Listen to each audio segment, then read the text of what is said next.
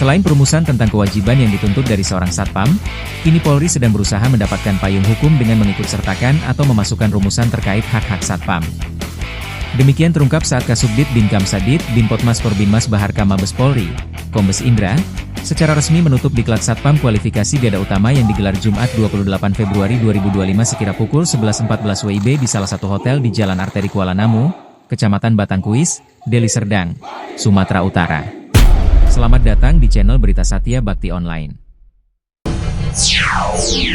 Channel ini akan menyajikan berita-berita daerah, nasional, mancanegara serta berita hukum, kriminal dan peristiwa yang terupdate.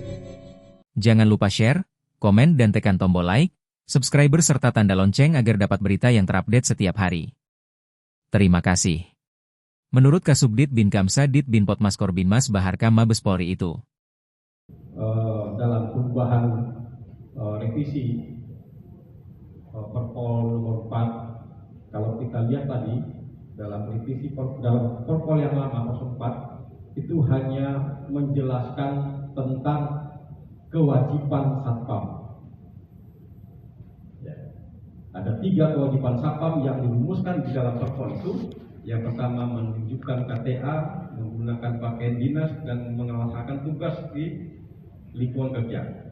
Dalam perubahan Perpol nanti kita akan jelaskan dan kita tuangkan yang namanya apa yang menjadi hak satpam. Ya, inilah suatu bentuk kepedulian kita terhadap teman-teman satpam. Jadi mereka tidak hanya dituntut melaksanakan kewajibannya, tapi juga harus kita perhatikan apa yang menjadi hak mereka dalam menjalankan profesinya. Ada berapa hak satpam yang kita tuangkan dalam revisi Perpol tersebut, yaitu diantaranya berhak dia mendapatkan gaji sesuai dengan peraturan perundang-undangan dan segala macam kompensasinya, termasuk tunjangan-tunjangan. Yang kedua, dia berhak mendapatkan pakaian dinas. Ya, jadi satpam ini tidak beli pakaian dinas itu. Dia mendapatkan pakaian dinas secara cuma-cuma, yang sudah merupakan bagian dari kontrak antara BUJP dengan klien pengguna jasa. Ya, jadi jangan sampai satpam itu beli lagi seragamnya dia. Ya, itu sudah diserahkan, sudah dibayar oleh perusahaan dan BUJP yang menyediakannya. Ya, sehingga tidak ada lagi terkesan BUJP menjual pakaian seragam kepada si satpam sesuai dengan kontrak yang dibuat. Kemudian yang lain, satpam berhak mendapatkan jaminan sosial dan ketenagakerjaan. Yang berikutnya, satpam berhak mendapatkan cuti. Maksudnya perempuan juga cuti hamil. Yang berikutnya, dan ini juga satu hal yang penting yang selalu diharapkan oleh teman-teman satpam, yaitu satpam berhak yang mendapatkan bantuan hukum. Nah, ini yang banyak sekali dirasakan ya, oleh satpam. Mereka tidak mendapatkan bantuan hukum kalau mereka tersangkut suatu perkara. Banyak perkara-perkara yang ditemukan di teman-teman satpam. Itu yang kita coba akomodir dan kita tuangkan dalam ada aturan yang jelas, sehingga jelas antara hak dan kewajiban. Ya, kemudian kita tunggu mudah-mudahan ini bisa segera disetujui dan bisa diundangkan. Ya, tinggal kita koordinasi dengan Badan Hukum dan Kementerian Hukum nanti. Sementara itu, dalam sambutan tertulis Kakorbinmas Baharkam Polri Irjen Pol Edi Murbowo, SIK, MSI yang dibacakan Kasubdit Binkam Sadit Binpotmas Korbinmas Baharka Mabes Polri, Kombes Indra, itu menuturkan. Seperti yang sudah kita pahami bersama, bahwa salah satu pengemban fungsi kepolisian lainnya adalah bentuk-bentuk pam swakarsa, yang salah satu diantaranya adalah satpam. Sebagaimana yang jatuh dalam Perpol nomor 4 tahun 2020 tentang pam swakarsa sebagai payung hukum dan tuntunan dalam pelaksanaan tugas satpam. Satpam adalah satuan atau kelompok profesi pengemban fungsi kepolisian terbatas non-justisial yang dibentuk melalui perekrutan oleh badan usaha jasa pengamanan atau pengguna jasa pengamanan untuk melakukan pengamanan dalam menyelenggarakan keamanan swakarsa di lingkungan kerjanya. Dengan adanya pengakuan secara hukum tersebut, maka Satpam sebagai profesi tentunya harus diimbangi dengan kompetensi sesuai dengan standar yang telah ditetapkan, di mana dalam standar kompetensi Satpam kualifikasi beda utama telah ditetapkan 7 unit kompetensi, yaitu 1. Menentukan tingkat risiko keamanan area kerja, 2. Menentukan tingkat kerawanan area kerja, 3. Menyusun rencana pengamanan, 4. Menyusun standar operasional prosedur, 5. Melaksanakan manajemen tanggap darurat, 6. Menangani konflik di lingkungan kerja, dan menyusun desain simulasi pengamanan. Ketujuh unit kompetensi tersebut telah peserta dapatkan selama mengikuti pelatihan ini, dan saya berharap agar ketujuh unit kompetensi tersebut dan mata pelajaran pendukung lainnya dapat dipahami dan dijadikan pedoman kerja dalam mengelola jasa pengamanan nantinya, baik sebagai seorang manajer keamanan di lingkungan kerja maupun sebagai direksi atau pengurus BNGP.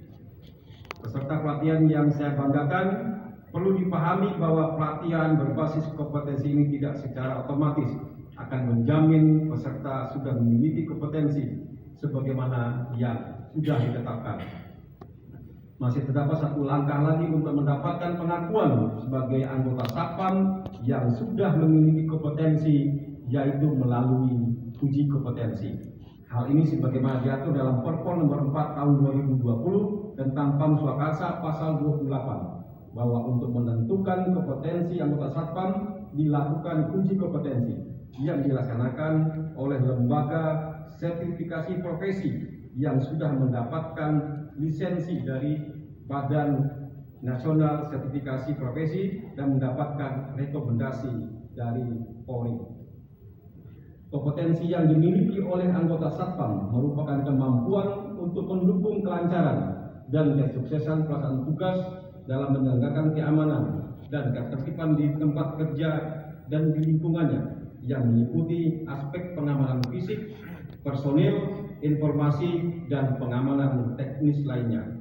Sehingga dengan demikian anggota Satpam dapat berperan sebagai pendukung utama pimpinan organisasi, perusahaan, dan atau instansi lembaga pemerintah pengguna Satpam di bidang pembinaan keamanan dan ketertiban di lingkungan kerja.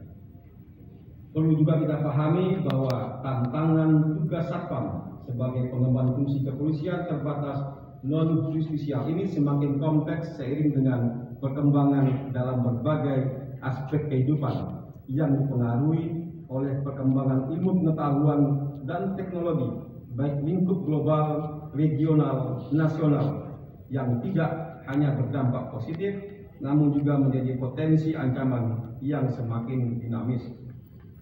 Oleh karenanya perlu dibangun dan dikembangkan sinergitas dengan pengemban fungsi kepolisian lainnya, khususnya Polri sebagai pembina fungsi kepolisian yang dilaksanakan oleh Satpam.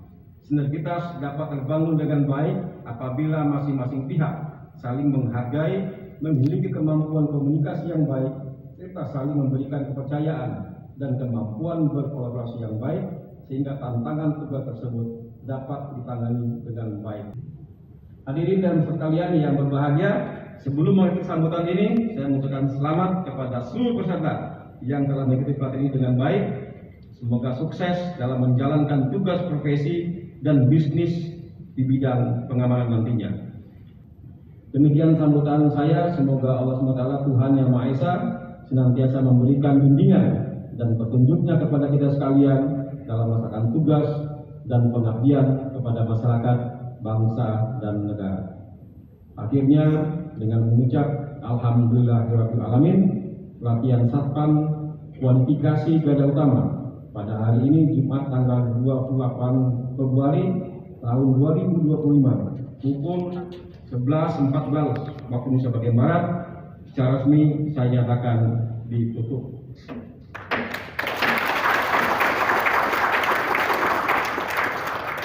Sekian, terima kasih. Assalamualaikum warahmatullahi wabarakatuh.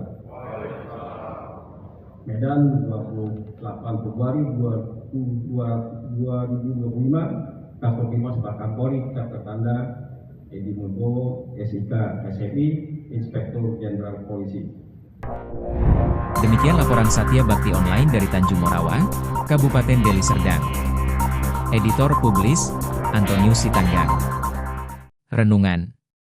Hidup bagaikan sebuah lagu, yang mana kita dendangkan.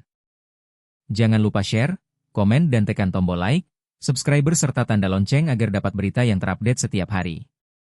Terima kasih.